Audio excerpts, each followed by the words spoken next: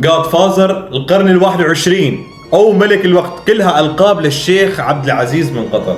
طبعا هذا الشيخ نمبر 1 بكل شيء، بالستايل، بالبراندات، بالسيارات، حتى بالتيشيرت نمبر 1.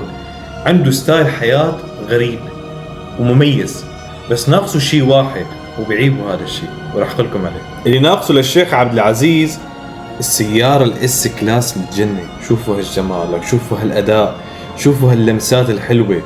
هي الاس كلاس الاصلية، خاصة اللي طلعت ما بين 92 ل 98، افضل اجيال الاس كلاس. تخيلوا شركة مرسيدس يا جماعة دفعت $1 مليار لتطوير هي السيارة من فخامتها وجودتها. يعني هي بس حط المرش فيها وينك واسحب فيها لسوريا، اسحب فيها لأمريكا، تمشي معك مليون سنة لقدام. يعني السيارة تصنعت وصالحة لكل العصور. هاي السيارة بنصحك فيها لشخص مثلك فخم ويستاهل الفخامة. شو رأيكم انتم بهالسيارة؟ أسألكم بالله.